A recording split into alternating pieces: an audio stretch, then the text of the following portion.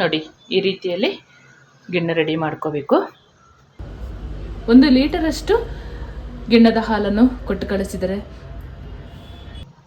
ತುಂಬ ಸೂಪರ್ ಆಗಿದೆ. ಒಂದ್ಸಲ ಟ್ರೈ ಮಾಡಿ ಹೇಗೆ ಬಂತು ಕಮೆಂಟಲ್ಲಿ ತಿಳಿಸಿ.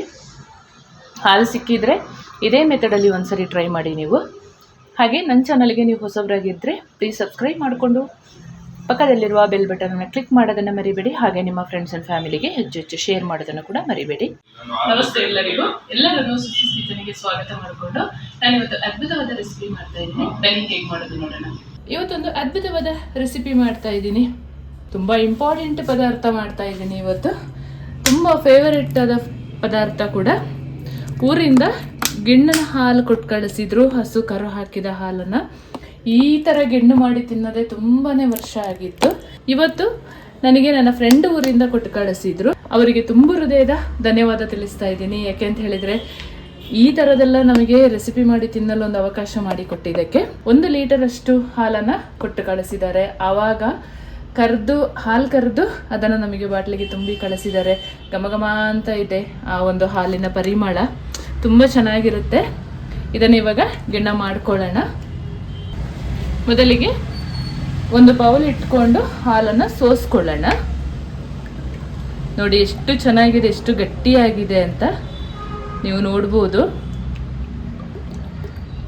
ನಾನಂತೂ ತುಂಬ ವರ್ಷನೇ ಆಗಿತ್ತು ಇತ್ತೀಚಿನ ದಿನಗಳಲ್ಲಿ ಈ ಥರ ಗಿಣ್ಣು ತಿನ್ನದೆ. ತುಂಬ ಖುಷಿಯಾಯಿತು ನನಗೆ. One of the my favourite food ಕೂಡ ಗಿಣ್ಣು. ರುಚಿಗೆ ತಕ್ಕಷ್ಟು ಬೆಲ್ಲ ಪೌಡ್ರನ್ನು ಸೇರಿಸ್ಕೊಳ್ತಾ ಇದ್ದೀನಿ. ಸ್ವಲ್ಪ ಕಪ್ಪು ಬೆಲ್ಲ ಪೌಡ್ರ್ ಇತ್ತು, ಆರ್ಗಾನಿಕ್ ಬೆಲ್ಲದ ಪೌಡ್ರ್. ಸ್ವಲ್ಪ ಬೆಲ್ಲನ ತುರಿದು ತೊಗೊಂಡಿದ್ದೀನಿ, ಹಾಕ್ಕೊಳ್ಳೋಣ. ಚೆನ್ನಾಗಿ ಹಾಲಲ್ಲಿ ಹಾಕಿ ಮಿಕ್ಸ್ ಮಾಡ್ಕೊಳ್ಳೋಣ. ಆಮೇಲೆ ಏಲಕ್ಕಿ ಪುಡಿ ಹಾಕೊಳ್ಳುವಂಥದ್ದು. ತುಂಬ ಚೆನ್ನಾಗಾಗುತ್ತೆ.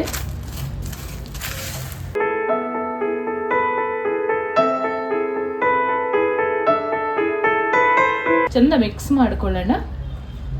ಬೆಲ್ಲ ಕರಗಿದ ಮೇಲೆ ಮತ್ತೊಮ್ಮೆ ಸೋಸ್ಕೊಳ್ಬೇಕು. ಯಾಕೆಂದರೆ ಬೆಲ್ಲದಲ್ಲಿ ಏನಾದರೂ ಕಲ್ಲು ಗಿಲ್ಲಿರುತ್ತಲ್ಲ, ಹಾಗಾಗಿ ತುಂಬ ಒಳ್ಳೆಯದಾಗುತ್ತೆ ಮಾತ್ರ ಈ ಪದಾರ್ಥ. ಇವಾಗೆಲ್ಲಿ ಹಸುಗಳೇ ಸಾಕಲ್ಲ ಯಾರು, ಹಾಗಾಗಿ ಹಾಲು ಕೂಡ ಸಿಗಲ್ಲ. ಈ ಥರ ಎಲ್ಲೋ ಒಂದೊಂದು ಮನೆಗಳಲ್ಲಿ ಇದ್ದರೆ ನಮಗೆ ಕೊಟ್ಟು ಕಳಿಸಿದರೆ ನಾವು ಈ ಥರ ಒಂದು ಒಳ್ಳೆ ಪದಾರ್ಥ ಮಾಡಿ ತಿನ್ಬೋದು. ಬೆಲ್ಲ ಕರಗಲಿ, ಹಾಲು ಎಷ್ಟು ಗಟ್ಟಿಯಾಗಿದೆ ನೀವು ನೋಡ್ಬೋದು. ಹಾಲಲ್ಲಿ ಬೆಲ್ಲ ಚೆನ್ನಾಗಿ ಕರಗಿದೆ. ನಾನೊಂದು ಇಡ್ಲಿ ಪಾತ್ರೆಯಲ್ಲಿ ನೀರು ಕೂಡ ಬಿಸಿಗಿಟ್ಕೊಂಡಿದ್ದೀನಿ. ಯಾಕೆ ಅಂತ ಹೇಳಿದರೆ ಗಿಣ್ಣು ಬೇಯಿಸ್ಕೊಳ್ಳೋಕ್ಕೆ. ನೀವು ಯಾರೆಲ್ಲ ನಿಮ್ಮ ಮನೆಯಲ್ಲಿ ಆಕಳು ಕರ ಹಾಕಿದಾಗ ಈ ಥರ ಗಿಣ್ಣು ಒರಿಜಿನಲ್ ಹಾಲಲ್ಲಿ ಇತ್ತೀಚೆಗೆ ಮಾಡಿದ್ದೀರಾ ಅಂತ ನನಗೆ ಕಮೆಂಟ್ ಮಾಡಿ. ಅದರ ರುಚಿಯಂತೂ ತಿಂದವರಿಗೆ ಗೊತ್ತು, ಅಷ್ಟು ಚೆನ್ನಾಗಿರುತ್ತೆ. ಊರಲ್ಲೆಲ್ಲ ನಮ್ಮಮ್ಮ ಮಾಡ್ತಾಯಿದ್ರು, ತುಂಬ ಚೆನ್ನಾಗಿರ್ತಾ ಇತ್ತು. ತುಂಬ ದಿವಸ ಇಟ್ಟು ಕೂಡ ತಿಂತಾಯಿದ್ರು. ಅದೊಂಥರ ಟೇಸ್ಟೇ ಬೇರೆ. ಇವಾಗ ನಾನು ಮಾಡಿ ನಿಮ್ಮೊಂದಿಗೆ ಶೇರ್ ಮಾಡಲು ಅವಕಾಶ ಸಿಕ್ಕಿದೆ. ತಪ್ಪದೇ ನೀವು ಒಂದ್ಸಲಿ ಈ ಥರ ಗಿಣ್ಣ ಹಾಲು ಸಿಕ್ಕಿದರೆ ಟ್ರೈ ಮಾಡಿ. ಇವಾಗ ಇದನ್ನು ಒಂದು ಪಾತ್ರೆಗೆ ಸೋದಿಸ್ಕೊಳ್ಳೋಣ. ನಾನು ಈ ಥರದೊಂದು ಕೇಕ್ ಟಿನ್ ತೊಗೊಂಡಿದ್ದೀನಿ. ನೀವು ಯಾವ ಪಾತ್ರೆ ಇದ್ರೂ ತೊಗೋಬಹುದು.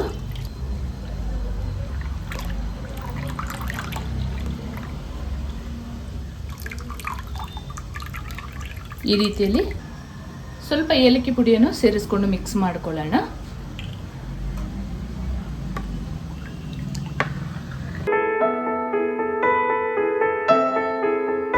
ನೀರು ಬಿಸಿ ಆದ ಮೇಲೆ ಒಂದು 15 ನಿಮಿಷ ಬೇಯಿಸ್ಕೊಂಡ್ರೆ ಸಾಕು. ನೀರು ಬಿಸಿ ಆಗಿದೆ, ನೀವು ನೋಡಬಹುದು.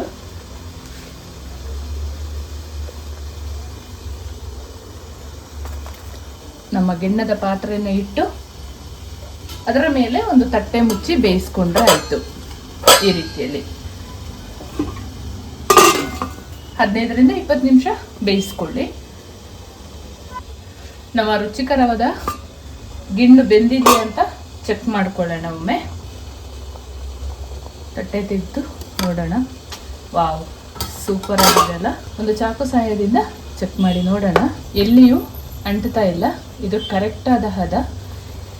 ಗ್ಯಾಸ್ ಆಫ್ ಮಾಡಿಕೊಂಡು ತಣ್ಣಗಾದ್ಮೇಲೆ ಕಟ್ ಮಾಡ್ಕೊಳ್ಳೋಣ. ತಣ್ಣಗಾಗಲಿ ಗಿಣ್ಣು, ನೀಟಾಗಿ ತಣ್ಣಗಾಗಬೇಕು. ಗಿಣ್ಣು ತಣ್ಣಗಾಗಿದೆ. ಒಂದು ಸಣ್ಣ ಚಾಕು ಸಹಾಯದಿಂದ ಸುತ್ತ ಬಿಡಿಸ್ಕೊಳ್ಳೋಣ. ಈ ರೀತಿಯಲ್ಲಿ ಕಟ್ ಮಾಡ್ಕೊಳ್ಳೋಕ್ಕೆ ಈಸಿ ಆಗುತ್ತೆ ಅಂತ. ಹಾಗೆ ಬೇಕಾದರೆ ಕಟ್ ಮಾಡ್ಕೋಬೋದು.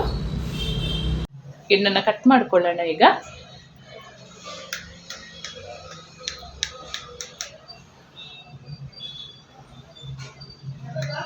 ನೋಡಿ ಗಿಣ್ಣ ಎಷ್ಟು ಸೂಪರಾಗಿ ರೆಡಿಯಾಗಿದೆ ಅಂತ.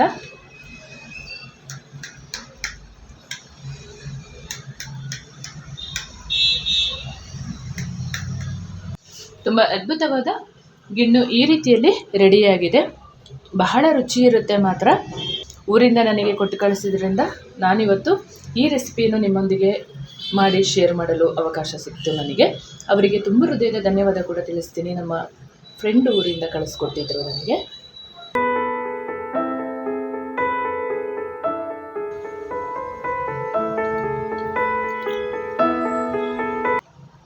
ತುಂಬ ಸೂಪರ್ ಆಗಿದೆ. ಒಂದ್ಸಲ ಟ್ರೈ ಮಾಡಿ ಹೇಗೆ ಬಂತು ಕಮೆಂಟಲ್ಲಿ ತಿಳಿಸಿ. ಹಾಲು ಸಿಕ್ಕಿದರೆ ಇದೇ ಮೆಥಡಲ್ಲಿ ಒಂದ್ಸರಿ ಟ್ರೈ ಮಾಡಿ ನೀವು.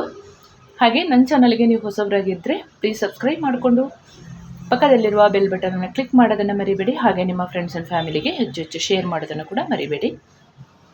ಮುಂದೆ ಅದ್ಭುತವಾದ ರೆಸಿಪಿಯೊಂದಿಗೆ ಸಿಗ್ತೇನೆ. Thank you.